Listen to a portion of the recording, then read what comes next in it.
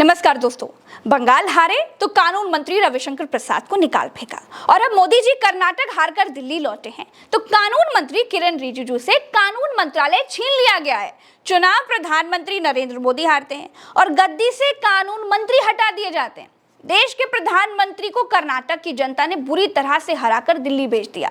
कर्नाटक हारकर देश के प्रधानमंत्री आए हैं और पद से देश के कानून मंत्री किरण रिजिजू को हटा दिया गया है। पिछली बार भरे कोरोना में बंगाल हारकर जब देश के प्रधानमंत्री दिल्ली लौटे थे तो कानून मंत्री रविशंकर प्रसाद को हटाया गया था। हर हार के बाद देश के कानून मंत्री ही काहे नपटा दिए जाते हैं भैया, ये कौन सा टोटका है? आज के वीडियो में हम यही बताएंगे। कानून मंत्री किरण रिजिजू को कानून मंत्री से हटाकर पृथ्वी विज्ञान मंत्री बना दिया गया है। अर्जुन राम मेघवाल को नया कानून मंत्री बना दिया गया है। अब किरण रिजिजू इस मामले में खुद को खुशकिस्मत समझ सकते हैं और कह सकते हैं कि उनको कानून मंत्रालय से हटाकर पृथ्वी विज्ञान मंत्री बनाया तो गया, लेकिन पिछले वाले कानून मंत्री रविशंकर प्रसाद तो ये भी नहीं कह सकते, वो तो टोटल पैदल कर दिए गए थे। उनकी हालत ये हो गई है कि बागेश्वर वाले बाबा के पंडाल में आरती उतार रहे हैं। दोस्तों, आप लोग मुझ पर इतना भरोसा करते हैं, इसीलिए मैं कभी भी अपने वीडियोस में बेकार की लफाजी नहीं करती। हर लाइन में आपके काम की कोई ना कोई जानकारी जरूर देती हूँ। देखिए, जब जब नरेंद्र मोदी हार कर आते हैं, कानून मंत्री को ही क्यों निपटाते हैं? अब इसको विस्तार से समझिए। दोस्तों, भारतीय जनता पार्टी का फंडा बिल्कुल क्लियर है कि मुंह पर मीठे मीठे बने रहो और पीठ पीछे जो करना है वही करो, लेकिन किरण रिजिजू ये बात समझ ही नहीं पाए। किरण रिजिजू की सबसे बड़ी गलती ये है कि प्रजा को राजा की जय जयकार करनी चाहिए थी, लेकिन किरण रिजिजू की वजह से सुप्रीम कोर्ट के चीफ जस्टिस जीवाई चंद्रचूड़ देश के हीरो बन गए। देश का हर आदमी उम्मीद भरी निगाहों से प्रधानमंत्री की तरफ नहीं, चीफ जस्टिस की तरफ देखने लगे थे।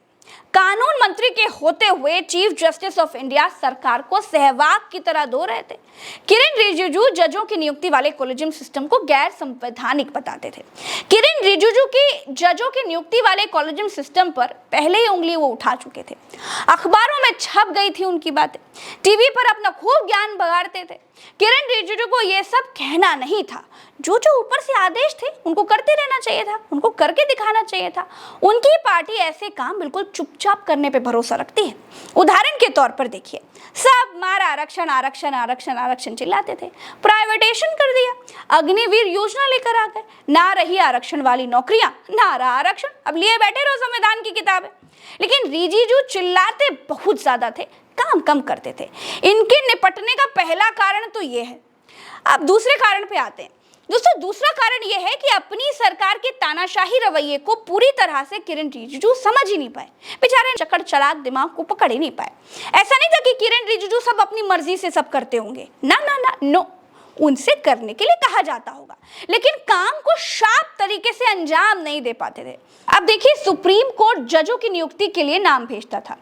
किरण रिजिजू तो जजों की नियुक्ति वाले कॉलेजियम सिस्टम के पहले खिलाफ थे। जजों की नियुक्ति वाले नामों पर मोहर ही नहीं लगती थी। सुप्रीम कोर्ट केंद्र सरकार पर खूब चिल्लाता था, केंद्र सरकार तो मोदी जी ही है। अब लोगों को लगता था कि देखो, मोदी जी तो सुप्रीम कोर्ट पर भी पाबंदी लगाने की कोशिश कर रहे हैं, जजों की नियुक्तियों को हरी झंडी नहीं दे रहे। रिजिजू की वजह से बदनाम कौन हुआ? मोदी। तो मोदी हटाएंगे किसे? हाँ, सही समझे, रिजिजू सफाई से काम नहीं कर रहे थे। जिस सफाई से अमित शाह ने धारा 370 हटाई, उसी सफाई से किरण रिजिजू कॉलेजियम सिस्टम हटाकर जजों की नियुक्ति सरकार से करवानी उन्हें शुरू कर देनी चाहिए थी। थोड़ी बहुत हो हल्ला होता तो होता बाद में, लेकिन सब ठीक हो जाता। कितना मजा आता ना जब सब सुप्रीम कोर्ट के जजों को सरकार चुनकर भेजती, तब कभी कोई डीवाई चंद्रचूड़ सरकार को फटकार ही नहीं लगा पाते, सब कितना आसान हो जाता। लेकिन नहीं, Kiren Rijiju is not very sharp, so now he is पृथ्वी विज्ञान मंत्री, मतलब earth science minister. Kiren Rijiju को हटाने के तीसरा सबसे बड़ा और इंपॉर्टेंट कारण भी सुन लीजिए। तीसरा कारण वही है जो पिछले वाले कानून मंत्री रविशंकर प्रसाद के साथ था। रविशंकर प्रसाद को कहा गया था कि वो ट्विटर पर लगाम लगाने वाला कोई कानून बनवाएं। रविशंकर प्रसाद ने कानून बनाया, लेकिन ट्विटर ने मानने से इनकार कर दिया। कानून मंत्री मतलब मेरा वचन ही है, शासन टाइप का आदमी होना चाहिए। लेकिन रविशंकर प्रसाद बड़े दिनों तक ट्विटर से लड़ते रहे, बहस करते रहे। इधर उधर ट्विटर पर कोरोना में श्मशान घाटों की जलती हुई लाशें दिखती रहीं। टूल किट से नरेंद्र मोदी जी की छवि दुनिया भर में बदनाम होती रही। मोदी जी उधर बंगाल में चुनाव करते रहे, लोग मोदी जी को उसी ट्विटर पर ट्रोल करते रहे। कानून मंत्री होना चाहिए कटप्पा टाइप का आदमी, जो माहिष्मति के लिए मतलब नरेंद्र मोदी जी के लिए एक बार में काम खत्म कर दे। बहसबाजी की कोई जगह नहीं। कानून बना दिया तो भाई बना दिया। किरण रिजिजू के केस में भी यही हुआ। जजों की नियुक्ति को लेकर इधर उधर बात करते रहे। ये कहते रहे कि जज अपने करीबियों को जज बना लेते हैं, जज नियुक्त करने की जिम्मेदारी सरकार की है, जज आधा समय जजों की नियुक्ति में ही व्यस्त कर देते हैं, इसकी वजह से उनके काम पर प्रभाव पड़ता है, न्यायपालिका में राजनीति होती है। ये सब किरण रिजिजू बोलते थे। ऐसा लगता था वो कानून मंत्री नहीं, नैतिक शिक्षा मंत्री हैं, और इसीलिए उनको उनके हिसाब से पृथ्वी विज्ञान मंत्रालय शायद दे दिया गया होगा।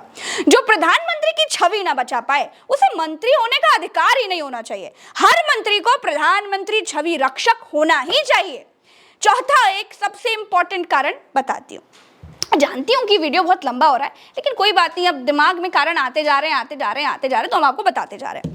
दोस्तों, एक बात तो किरण रिजिजू ने बड़ी हद कर दी थी। इंडिया टुडे के एक प्रोग्राम में कह दिया था, हाँ भाई ने जो दिल के भीतर था वो बोल दिया, जिस मॉड्यूल पर इनकी सरकार काम करती है वो बात सरेआम कह डाली। रिजिजू बोले कुछ रिटायर्ड जज हैं, शायद 3 या 4, जो कि एंटी इंडिया ग्रुप का हिस्सा बन गए हैं। ये लोग कोशिश कर रहे हैं कि भारतीय न्याय पक्ष की भूमिका निभाए। देश के खिलाफ काम करने वालों को इसकी कीमत चुकानी होगी। जजों को ये एक तरह से कानून मंत्री की खुली धमकी थी, लेकिन खुली धमकी नहीं देनी थी, ऊपर से मुस्कुराना था, भीतर भीतर काम करना था। लेकिन नहीं, रिजिजू ने बोल बोल कर स्कीम ही बता दी। जोर जोर से बोल के लोगों को स्कीमें बता दे। चलते हैं दोस्तों, आज के लिए इतना ही। आशा करते हैं वीडियो आपको पसंद आया होगा। आप वीडियो को शेयर करना मत भूलिएगा, चैनल को सब्सक्राइब जरूर कर दीजिएगा। नमस्कार, जय हिंद।